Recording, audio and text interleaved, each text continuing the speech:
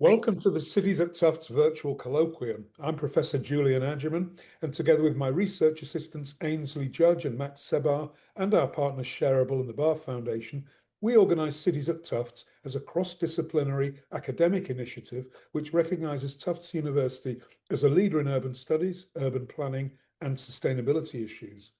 We'd like to acknowledge that Tufts University's Medford campus is located on colonised Wampanoag and Massachusetts traditional territory.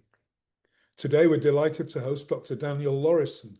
Daniel is an associate professor of sociology at Swarthmore College and the director of Swarthmore's Healthy, Equitable, Responsive Democracy Initiative, or HERD. He was a 2021 Carnegie Fellow and is the former editor-in-chief of the British Journal of Sociology.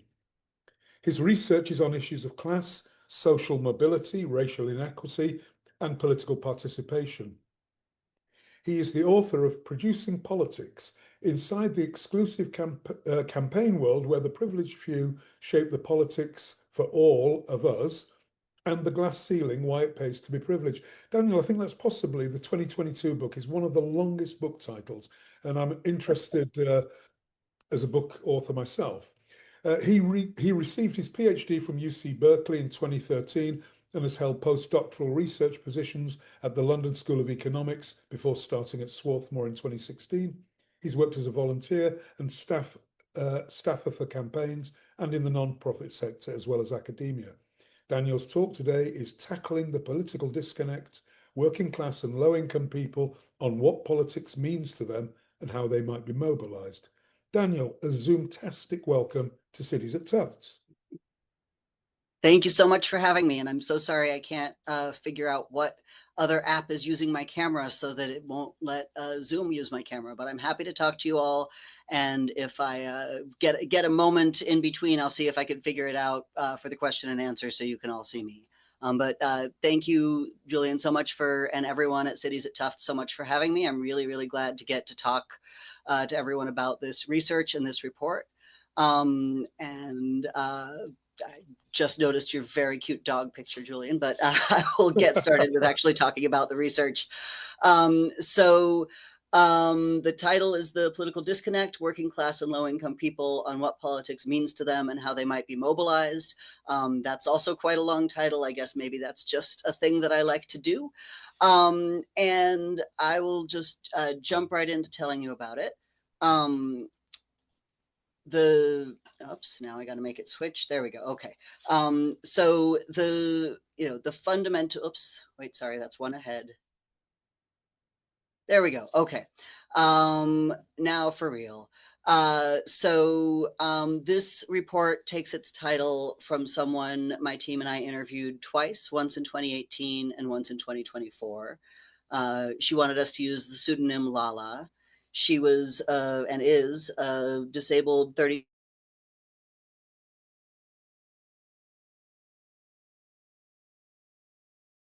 Black single mother from Philadelphia. She lived in West Philadelphia, not far from where I live, but in a fairly different neighborhood. And towards the end of that first time we talked to her in 2018, as our interview guide dictated, the researcher who was talking to her said, I keep asking you about politics. When I say that word, what do you think of? And she said, she thinks of people in power that have money and that are above us and that don't really fully understand struggles like being in debt, having a child, being on welfare. That's what I think of. I think it's like a disconnection. And so that quote really stuck out to me among all the interviews that we did. And that is where the title for this report comes, that sense that something about politics is a disconnection from Lala's life and from the life of a lot of the people we talked with. So let me tell you a little bit more about how we got there, how we ended up interviewing her, and then what we heard from Lala and from the other people we spoke with. So backing up for a moment, the fundamental feature of democracy is that it is having a voice, is voting, is taking part. If people aren't taking part, if people don't believe that it's worth taking part, then we don't have a fully functioning democracy.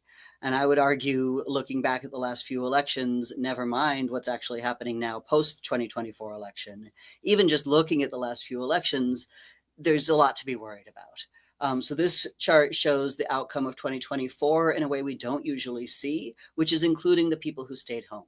And 36.3% of people who are eligible to vote, and that leaves out all the people who are not eligible because of felony convictions, because they're not citizens, the 17-year-olds, etc. 36.3% of people who are eligible to vote in 2024 didn't vote. And that's actually a larger portion than voted for either of the two major candidates in that election. And that's fairly standard. 2020 was actually the first and only time in a century where more people voted for the winner of that election than chose to stay home among those who are eligible. So there's a real issue, I think, in terms of participation in our democracy. But I think that issue is even larger because it's not even who participates and who doesn't. People who are higher income are much more likely to vote than people who are lower income. So this chart shows just grouping people by their family income levels with data from the Cooperative Election Study in 2024, the portion of people who were either non-voters or voters and what their income level was. So you could see that very nearly a third of people who didn't vote had incomes under $30,000 a year, whereas just about 15% of people who did vote were making that little money. And conversely, the people at the top are overrepresented among voters. So that means we have a democracy that's skewed towards the advantage, towards the well-off. And if you know anything about the U.S., and income and race in the US, you will know that the two far too often go together. And I always say to my students, you can't really think well about class or race in the US unless you're able to think about them both.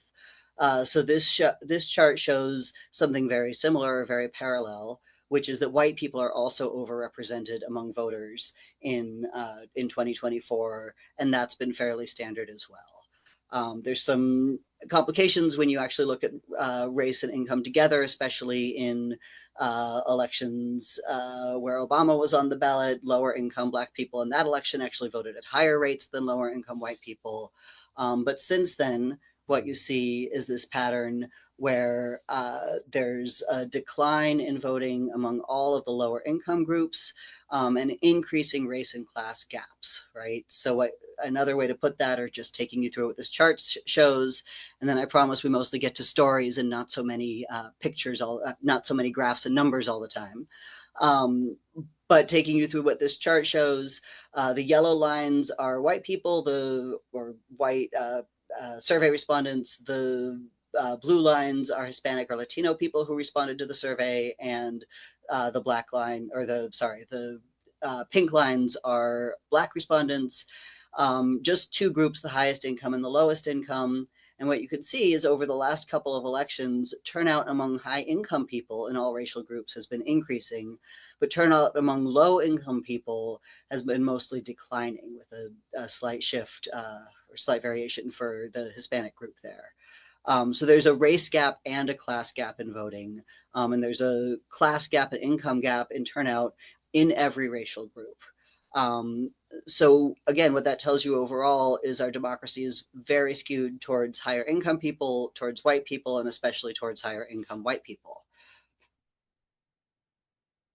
So to understand the gap in, the race and income gap in voting, or the class gap in voting, I've been working with a team of researchers, undergrads, grad students, and community-based researchers in summers, and then since 2022, also during the year, to interview poor and working class people.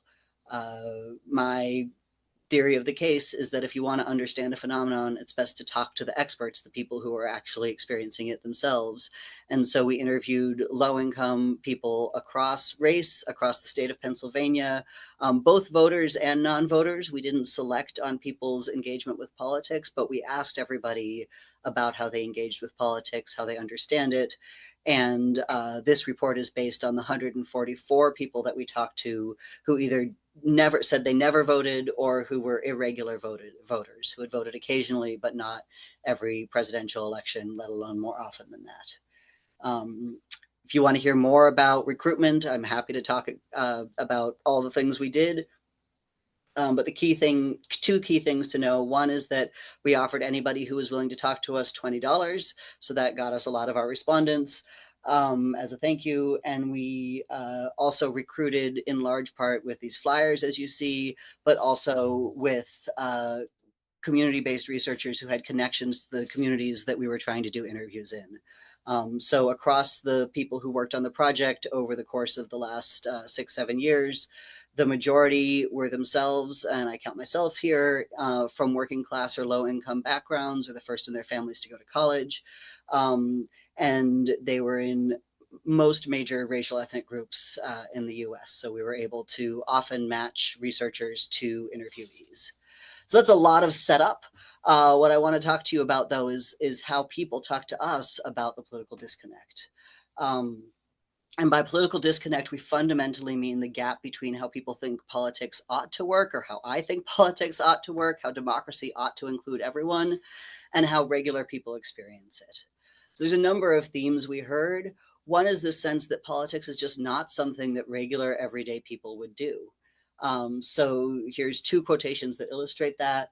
One is Jaden, a 20-year-old Black retail manager, who said, "I just in general feel like politics, it's not for me. They're politicians, they're not for me." And Joe, a 48-year-old white third shift security supervisor, said something very similar. He said, "I just imagine someone who wears a suit all the time when he imagines someone who's involved in politics." He said, a clean cut looking person, I'd imagine. I wouldn't imagine an average, everyday sort of person being very involved. And that's the kind of thing we heard over and over from people, that they have an image of what kind of person does politics, and that image doesn't match who they understand themselves to be. I'll show you a few more examples of this, but the analogy I like to make is that all of us have types of culture or entertainment or stores or restaurants that we understand as for people like us or not for people like us. There was a study I heard about recently that just asked people, if you're going to go out to dinner, are you more likely to go to a big chain restaurant like TGI Fridays, or are you going to go out more likely to go to an authentic ethnic restaurant of some sort?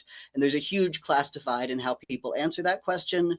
And there's a huge, or also an urban-rural divide and so on. And, the kinds of people who feel comfortable in small local restaurants are not necessarily the kinds of people who feel comfortable in TGI Fridays. Obviously, that's a overgeneralization. Some of us can do both. But think about, are you the kind of person who likes football? What kind of person do you imagine likes football? Or are you the kind of person who goes to art museums or art openings on a regular basis? Or any of these kinds of things. There's a lot about the social world and the kinds of culture we take part in that's classed. And for a lot of my respondents, they thought of politics as basically elite culture or an offering that was not for them. So a few more examples of that. We asked Carlina a similar question, who do you think is more involved in politics than you are? And she said, I know, like big business people that are in good, high-paying jobs, union workers, doctors and lawyers, people of that nature. And that's accurate. That is, in fact, the set of people who are the most likely to participate in politics. And you notice she included union workers, who we traditionally think of as working class. But for Carlina, union workers were also people who were more privileged than she was. A couple more of these. Mark, and I won't read you the whole quotes, but Mark said he imagines, again, the same question, who do you think of when you think of people who are more involved in politics than you are?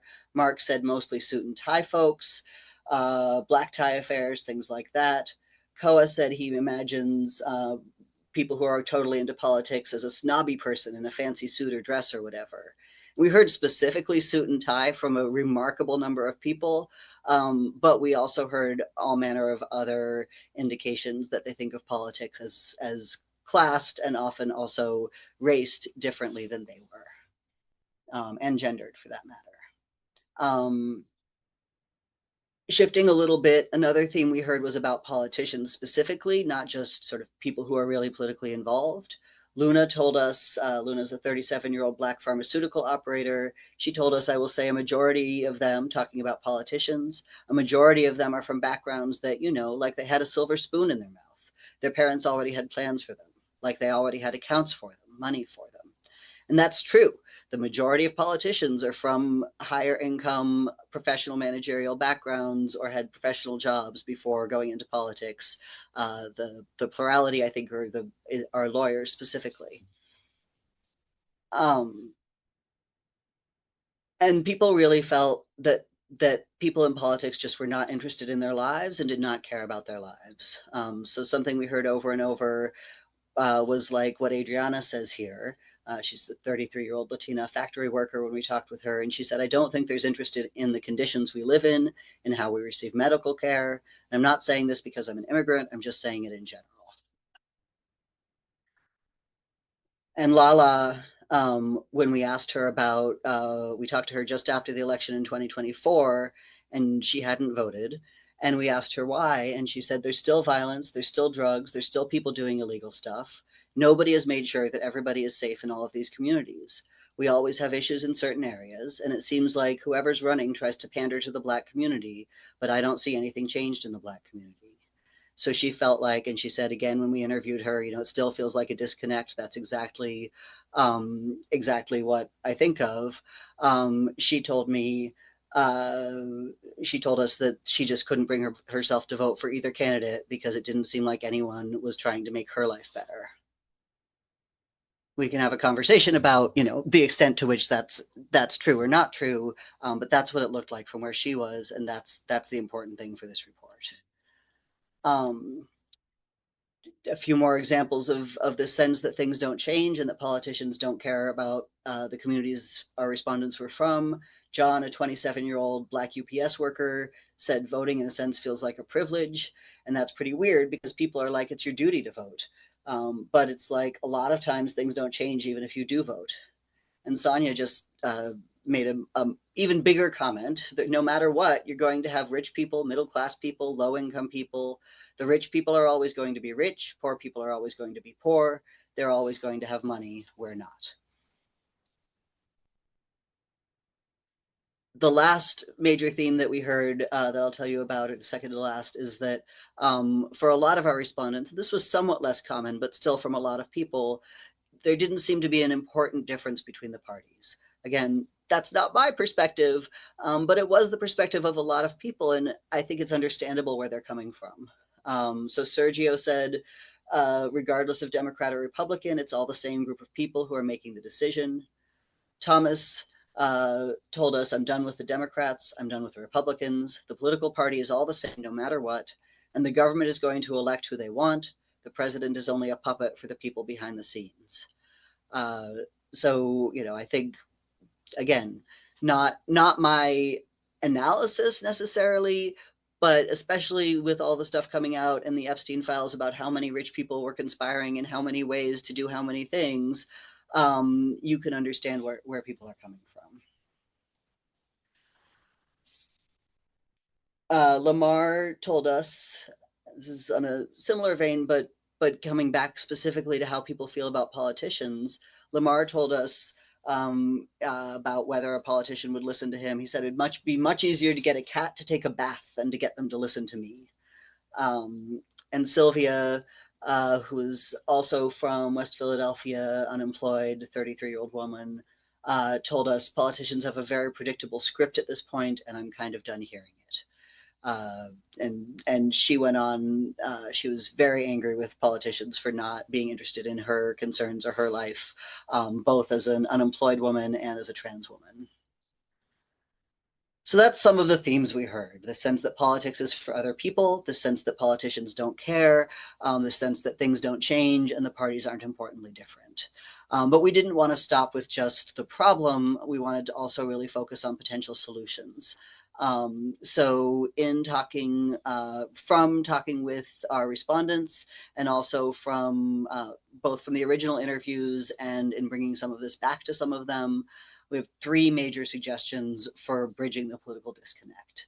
And I'll talk about each of those and say a little bit more about what we heard from the people we talked to in terms of those suggestions. So the first is just connecting politics to problems and solutions, making it clear that there are and can be political and policy solutions to many of the real problems people face. The second is recruiting political practitioners from low income and working class backgrounds. And the third is increasing the frequency, quality, and duration of contact with low income and working class communities. And I'll tell you a little bit more about each of those and then open it up for questions and conversation. So the first is connecting problems to solutions.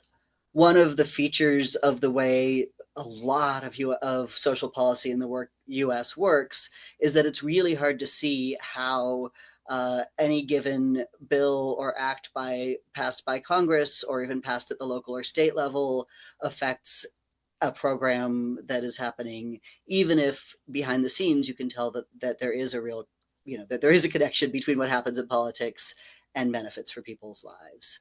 It's often easier to see how what happens in politics affects people negatively. But if you're a social scientist, or if you're a policy person, or if you're an urban planner, any of these things, that lots of times we pass bills that create funding that create services that are really meaningful for people, or infrastructure projects, et cetera.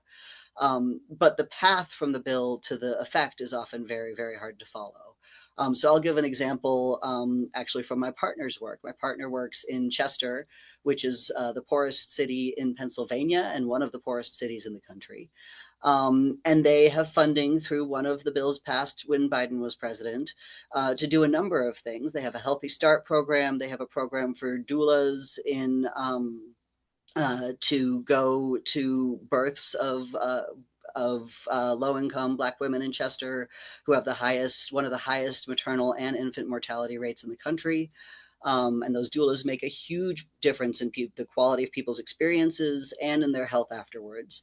That program is largely funded by one of the Biden bills, but no one involved in the program, and many people even working at the organization, have no idea that that's where the money came from. I'm not sure they should, right? I don't actually think it would be a great idea to have doulas going to births wearing shirts saying, funded by the Infrastructure Act of 2022 or whatever it was. I probably got the detail on that one wrong, but you know what I mean. But because of the way we do funding, that money came through the federal government to a state agency, to a large statewide nonprofit, to this smaller county-based nonprofit, and then goes out to that program. It's very, very, very, very difficult to trace that money is useful for people. So that's the kind of issue that we have. We also do an enormous amount of our social policy through taxes and rebates rather than through direct transfers. And our means tested programs are very difficult for people to navigate and often make people feel even more cynical and disconnected from the state because of the way they treat their recipients. So that's just a short overview of all of the ways that U.S. social policy, even when it is being redistributive, even when it is helping poor and working class people, is really hard to trace, really hard to identify how, again, politics makes a difference in people's lives, even if those of us who are scholars or who do this for our job have some sense of it.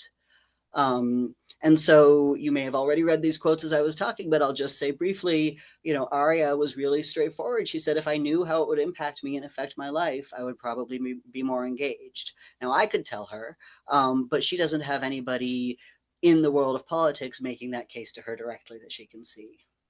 And Amir, who is an unemployed 52-year-old man, said, if the people that you go vote for go and do what they're elected to do, and I see some changes in unemployment and homelessness, see some not drastic changes, but at least a start, maybe I'll reconsider voting. There's a term, they say, practice what you preach. That's what I want to see. Right. So that sentiment is something we heard from a lot of people. I'd like to know more about how what happens in politics is actually making a difference in my life. The other thing I'll say about social policy is that we have all these policies. They do make differences around the edge, they do make meaningful differences in some sense, but they're not transforming the number of people who are in poverty, the number of people who are experiencing homelessness, et cetera, except when we had the child tax credit for the universal one for a few years during the pandemic. That made a real difference, but then we pulled it back. So that's connecting problems with politics. The second major recommendation is recruiting political practitioners from low income and working class backgrounds. And I said this briefly when I quoted the woman before, Luna, who talked about they're all born with silver spoons in their mouths. But there's research by Nick Carnes and his colleagues, who's a political scientist, about the class backgrounds of politicians, and they're very, very disproportionately not from working class backgrounds, have never held working class jobs of any sort. There's research I've done on the people who work in politics. That's from my 2022 book with the enormously long title. The short version is Producing Politics. The people who just work for politicians, the people who run campaigns, are also disproportionately educated at elite universities, college educated in the first place, and from relatively well-off families. There's also research showing that just campaign volunteers, people who show up to volunteer to door knock, are disproportionately, this is among Democrats specifically, disproportionately white, disproportionately older, disproportionately relatively further left ideologically than the average Democrat. So, top to bottom, people who work in politics are more likely to be from middle to upper middle class backgrounds and are more likely to be white than the people they're supposed to be reaching. And that's a real problem because people notice. Max, 51-year-old Black security guard we spoke with, and these are all pseudonyms, by the way, said if I was to vote, it would have to be for a candidate that felt like I did, and I'd seen through their actions that they're making change. I would have to personally feel them. You've got to have somebody that's really been through something to tell people about something. That's what's wrong with politics. You have all these rich people running for office. If you had a person that came in here that's broke, ain't got nothing, you know what I mean? And they just come in there and they just want to make a change. They're not caring about the money. They want to buck the lobbyists, and yeah, I would be for that person. And that's the kind of thing, again, we heard from a number of people, that they know that the people in politics are not from their communities, don't share experiences that they've had, and that is one piece of this political disconnect. Another piece. And then the third recommendation is increasing the frequency, quality, and duration of contact with low-income and working-class communities. So this slide is again from that same study that I was showing you earlier, the cooperative election study, which is sort of one of the biggest and best annual election studies. And this shows the percentage of people, again, in each of these 5 income groups who report having heard from a campaign or a candidate during the last election cycle.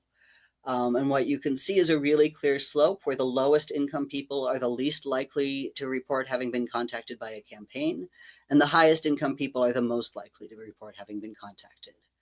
That's not directly because campaigns sit down and say, look at the income of this person, we're not going to bother talking to them, or this is a rich person, we're going to reach out to them.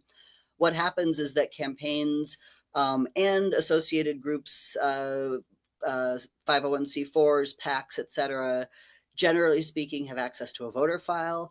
They look at that voter file, and everyone is given what's called a voter propensity score, which is just an estimate of how likely they are to vote in the next election based on a variety of factors and their voting history.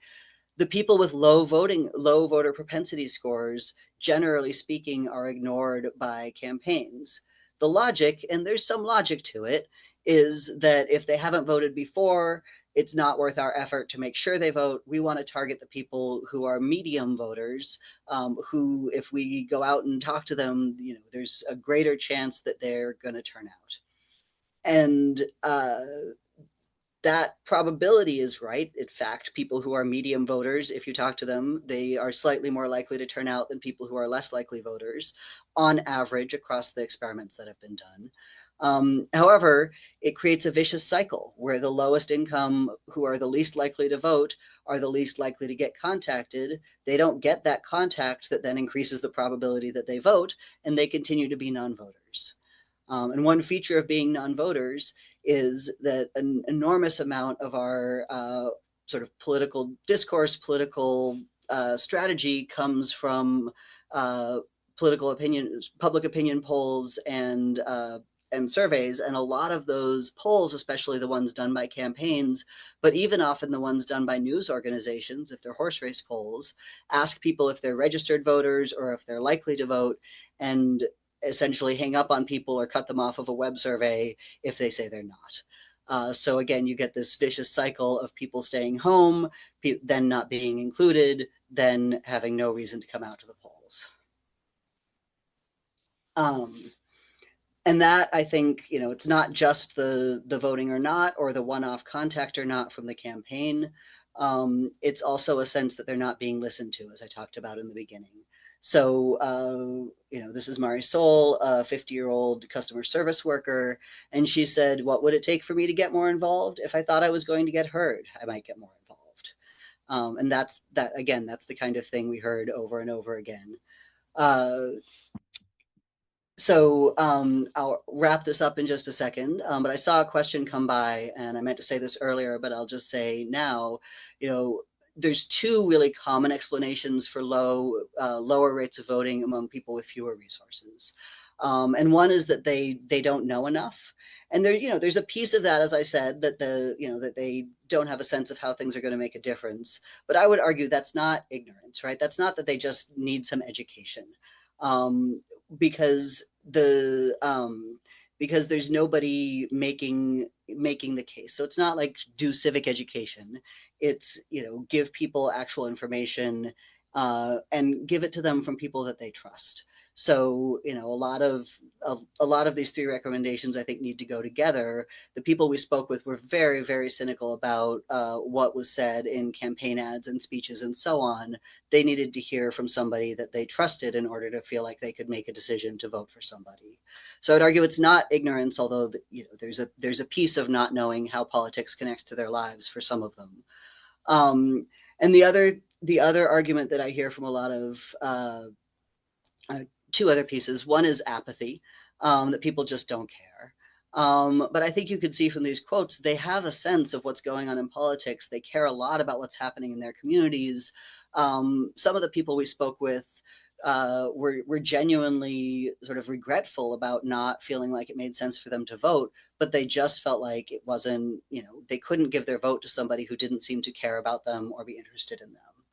And then the third thing, and this is the thing I saw come through the chat, is that it's time, or that it's barriers to voting. And I want to be really clear, it's absolutely a problem in this country that we make it as difficult to vote as we do, and that there are so many efforts to make it more and more difficult for people to vote. So I'm 100%, 1,000% in favor of every effort to make voting more accessible. However, only a very few people we spoke with, about 1 out of 12 or so, mentioned during the interviews that the reason they hadn't voted was because of a time commitment that got in the way, because of work, because of something else, or because they couldn't figure out where their polling place was, etc. Almost 60%, though, of these 144 non-voters that we talked to said at some point in the interview they thought it would be pretty easy for them to vote, that time, et cetera, were not the issue, but instead, one guy actually sort of laughed and said, the polling place is right down the road for me. I could get there anytime. But for them, the issue was this disconnect.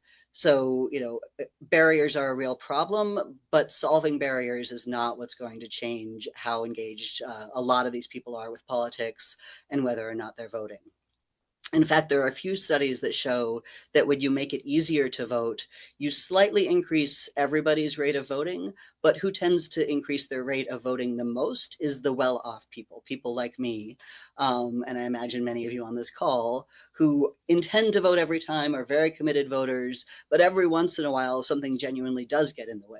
for those folks, making voting, having vote by mail, having early voting, having no excuse absentee, having all of that increases our rate of voting much more. And so what you get is a larger gap in between income groups or between racial groups in turnout when you make it easier to vote. That doesn't mean you shouldn't make it easier, but it does mean it doesn't necessarily solve the problem.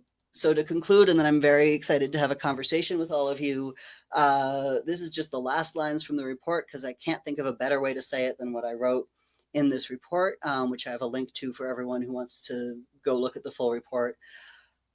People will vote if they believe politics can meaningfully improve their lives, if they see themselves reflected in politics, campaigns, candidates, and government, and if they feel genuinely listened to and cared about by those who have or seek political power.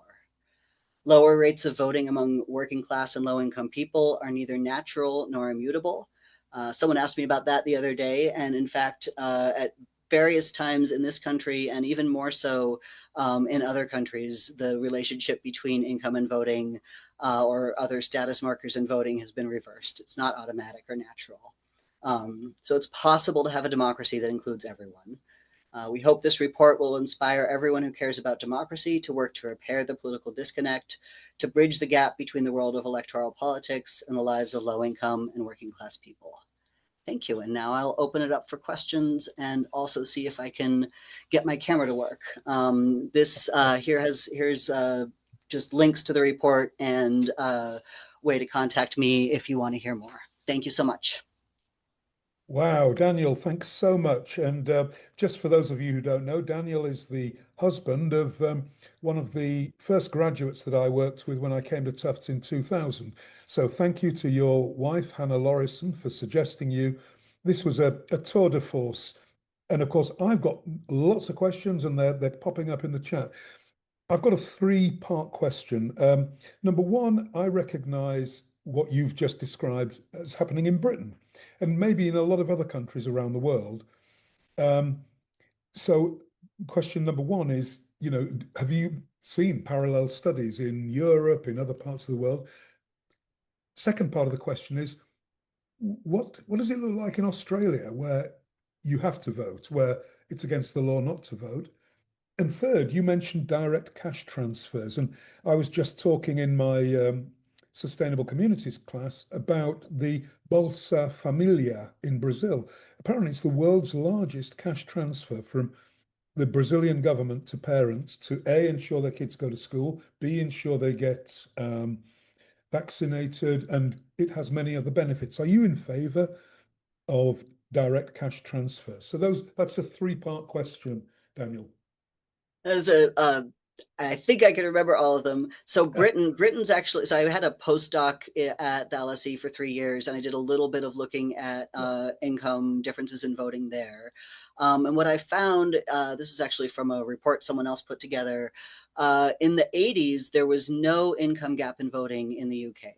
And then over time, from the 80s to the 2000s, and I haven't looked in the last decade, but at least when I left in 2013, there was a substantial income gap. So that's one of my cases for there's not necessarily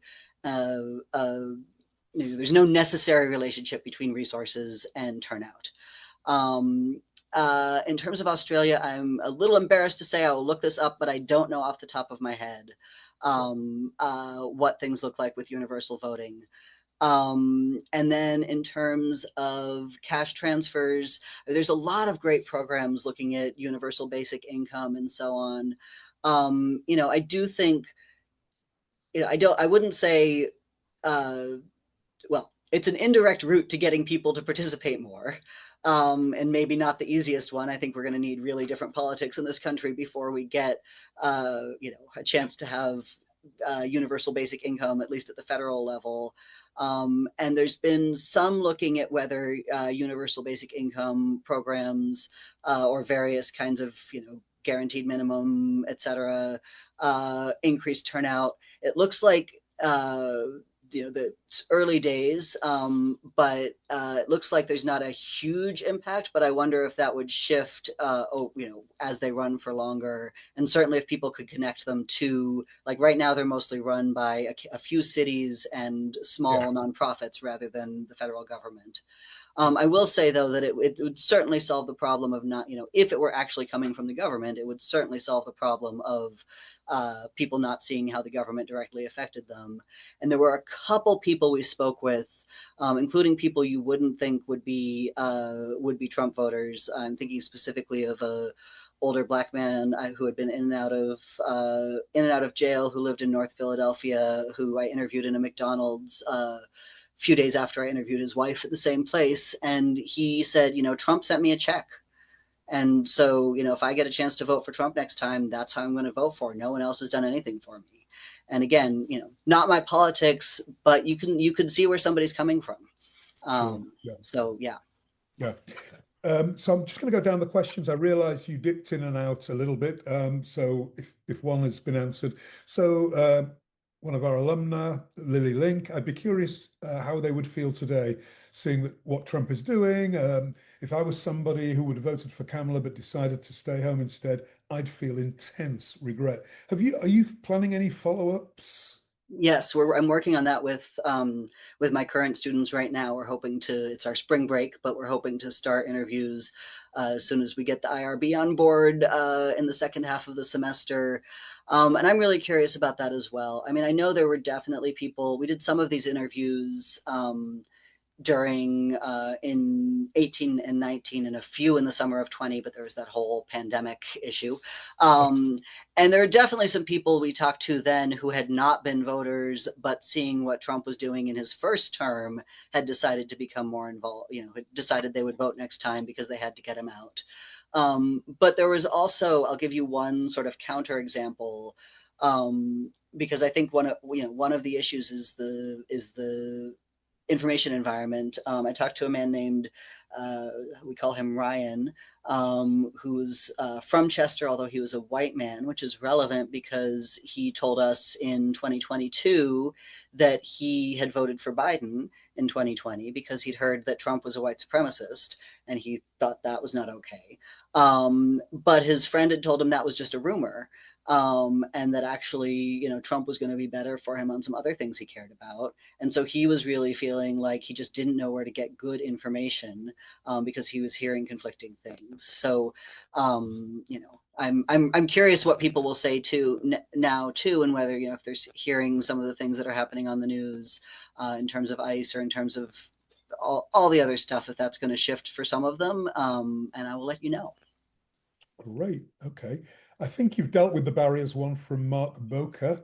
So Sarah Suzuki, have you explored whether people's attribution or system justifications for wealth make a difference in political involvement? For example, whether people attribute being poor to systemic problems versus individual failure, bad luck, whether it changes their attitudes towards politics. That's a great question. So that, I think, in some ways, I think that question would be better answered with survey data. And I can think of that question is in the General Social Survey. So I might go look at that when we're done. I think, I think the sort of system attribution versus individual attribution in interviews is, we didn't ask in those terms, obviously, because that would be are you a system attribution person or an individual, right? And we also didn't ask a question consistently about just sort of how do you understand the world? Do you think it's more luck or do you think it's more system? But I would say a lot of folks, and you can see this in some of the quotations, really had both. Right. They really, they had a lot of these people have what you might call a system attribution. They talked about, they didn't maybe talk in the ways that a sociologist would talk, but they talked about the rich people controlling everything and the fact that it seems like no one's out for them and the political system is not for them. And that didn't make them empowered, at least for the folks we talked to. I will say, we also talked to people who are regular voters, and some of them also had very, very similar answers to a lot of these questions, which I, one response, which a journal reviewer might give, is, well, then how do you know this is causing non-voting? But what I would say is sort of the flip side, that a lot of folks, a lot of the people we talked to who were regular voters were in danger of moving away from voting because they had been, felt so cynical about the system overall. Right, okay.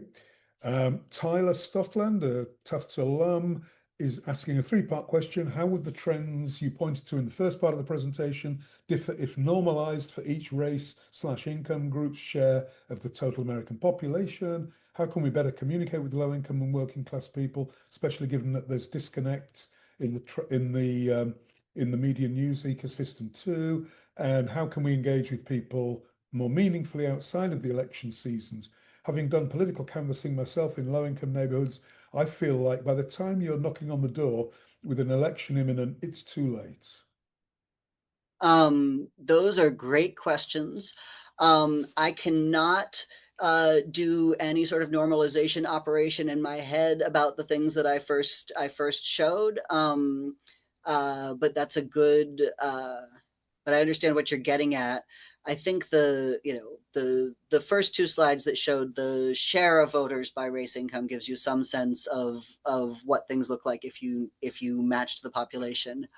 Um, so I'm not going to try to delve more into that one. Uh, Better communication. I mean, that's really what a lot of the recommendations are about. I think it's I've done a lot of canvassing in low income neighborhoods too, and in my own neighborhood, so I live in West Philadelphia near the University of Pennsylvania. You go about 10 blocks west of me, and you get to working class, almost 100% Black neighborhood. I was sent there to canvass in 2024, and I'll tell you a quick story about that because I think it gets at some of the kinds of things campaigns and others could do differently. I went to knock on the 15th door on a block that I was knocking on, and the guy from the door I had just knocked on said, "Oh, that's Ms. Jones. Ms. Jones is a poll worker. She's down at the polling site right now. She's not going to be home." And it just in that before and after, but especially in that moment, I just thought, why am I here? Ms. Jones knows everyone on this block, or at least a good portion of the people on this block. They know she's a poll worker. If someone had reached out to Ms. Jones before election day and said, "Hey, you work at the polls, you've lived on your block for however long, can you talk to everybody on your block and make sure they're voting?" I bet she would have done it, right? She cares enough about elections. She goes and works the polls every time. If somebody could do that instead of having me do it, that would be much more powerful. I will say, I don't want people who are in this chat to give up on canvassing. The evidence is that if you knock on someone's door, it increases the chance they're going to turn out. What I would like to see is for us to knock on the doors of the less likely voters. And I also think it really, there's research that shows it really matters to those kinds of conversations if people have more in common. So, I'm knocking on doors. I can say I live 10 blocks away. That's not nothing. But I'm a really different, well, there's only so much different on race you can be, but I'm a really different race and I have a different class than the people I'm talking to. If we did a little more matching, we'd have better luck. We'd be more effective. The Trump campaign in the last two elections knocked on lower propensity voters' doors and does matching as best they can by race and by other attributes, and that makes a difference. And then the third question, engage more people outside of election seasons. Absolutely. I mean, the short version of a lot of my recommendations put together is organizing, is community organizing, is base building, is having, efforts year round to listen to people and respond to them and not just have a one-way message 3 weeks before election day, which is, hey, go out and vote. And that's not rocket science. There's a lot of organizations who do it, but they've actually gotten a lot less funding since 2020 than they had then, and they are, they're struggling. So that's a lot of what needs to happen. Right. Kelly Verrett asks, I wonder how many lower income people sense the way that political discourse seems to divide and polarize this very diverse group, and how easing that divide might give them a greater sense of having a voice that demands to be heard and responded to. Yeah, this isn't in this report, but one thing we heard from a number of people, this was more people outside of cities in what we're calling pastel areas, so areas where there's not a huge, they're not deep blue or not deep red, but more in the middle in terms of their voting, their partisan voting share. We heard a lot of people talk about how politics is just fighting. It's just, it's dirty, it's corrupt, it's a game. They're worried if they have too much of an opinion, someone will beat them up, etc. So I do think that the divisiveness is a problem. And I think specifically one of the issues is that, and I talk about this in my 2022 book as well, is that for a lot of people in politics, what they're doing is fighting people on the other side of politics, right? I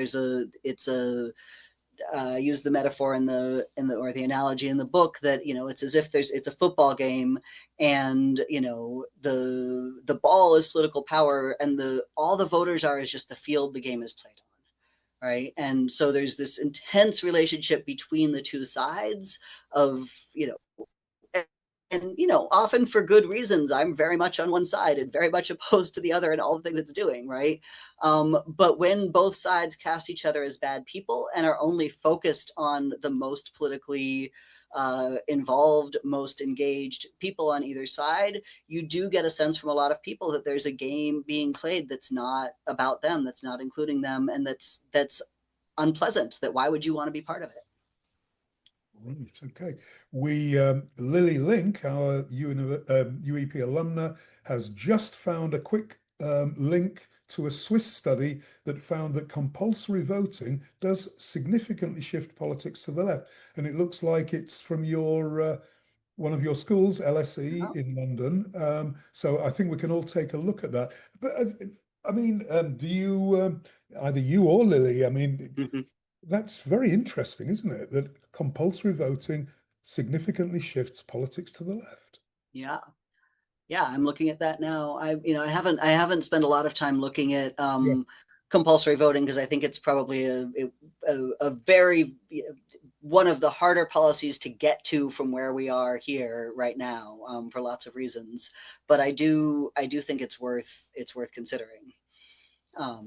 I try Yeah. to part of why I do this research and why I put out this report is there's a lot of attention in the U.S. Among policy groups and academics on the structural features of our politics, and I think again those are absolutely worth paying attention to, and I think the sort of what you might call cultural or meaning or experiential part is also really important. So again, not to dismiss that, or it sounds like a great study, I'll read it when we're done. But I also think we need to be paying attention to how people feel and think and understand politics, feel about and think about and understand politics. There's a great question, and this will be the final question from Jason Kopp. And I'm going to preface it by looking at how the Green Party in the UK is sweeping up the Labour Party, the Democratic Party voters. And so Jason's question is, I'm an avid voter and I haven't moved away from voting, but I've certainly changed how I vote. I've become more and more disillusioned with the Democratic Party, whose candidates I almost exclusively voted for in the past. I'm wondering if there aren't a lot of others like myself who feel tired of voting for the lesser of two evils and are angered by the self-perpetuating idea that voting for independent candidates is like throwing away your vote or voting for the worst party. Yeah, that's absolutely something I've heard both from sort of people in my online communities and to some extent from the people that I spoke with. Again, as you're saying, they said, or parallel to what you're saying, they said the two parties seem too similar, etc. Um, I do think there's a couple things. One is, we do make it very, very difficult in this country to by constitutionally, organizationally, to make radical change or even substantial change, except when a party holds all three federal branches, both houses of Congress and the presidency, and the Supreme Court for that matter. And so we're seeing right now how much things can shift when a party or an ideological movement has control of all aspects of the federal government. And so some, I think, of why we haven't seen more of the kinds of policies that would help the people I talked with is about the way things are constitutionally set up, and some is about whether or not politicians who say they're on the left are actually on the left and want to do those policies. And I think it's both things. You know, you know, the problem is that it is, you know, it is the case that unless there's a really substantial shift towards an independent party in a national election, at least in a swing state, you do end up, you know, not, you do have the problem of essentially wasting your vote. And it's really, really tough for people to feel like they're voting for something that they're not actually in favor of. And I think one of the, you know, and I see these debates over and over and over again as election times come up between people who are more on the vote strategically versus vote for something you actually believe in uh, way of thinking about voting. I'll just say one thing that is also not in the report, but that, or not in the presentation, but we heard from a number of people, something we're starting to think of as Obama letdown syndrome. So a number of people, Lala among them, said, you know, I got really excited when Obama ran. I thought things were going to change. The one time Lala voted was for Barack Obama's reelection in 2012. I think she was too young in 2008. And then she said nothing changed. And so what, you know, what's the point? Why would I do that again? So that, you know, again, there's a vicious cycle where, you know, things don't change, so people don't vote, so people don't get in power who could make change, et cetera, et cetera, et cetera. That's an awful note to end on, but that's that is the cycle we're in. As an expert, Daniel, one thing I'm talking with my students more and more about is, you know, we're looking for some scraps of, you know, green growth, if you like. Could Mamdani have happened without Trump? Is Mamdani and his election, is it in part a reaction to the policies of Trump? And are we going to see more progressive democratic leaders emerging at the subnational level? Yeah, I think that's very possible. And you know, one thing I've heard a number of smarter thinkers than I am about sort of the sweep of history say is that, you know, there's a real possibility we're in basically a third Reconstruction era, or a fourth, depending on how you count. That, you know, we've swung way far to the right, towards fascism, towards attacks on all kinds of communities. We have the potential to swing in the other direction and to really do something very different. So that's a better note to end on. Thank you. Thank you. All right, Daniel, this is fantastic. I think everybody's had you know, their eyes open in so many ways, and yes, Australia, you do get fined if you don't vote. So does that guarantee a leftist paradise in Australia? I think not, but No. Let's monitor that situation. Can we give a very warm appreciation for Daniel's presentation?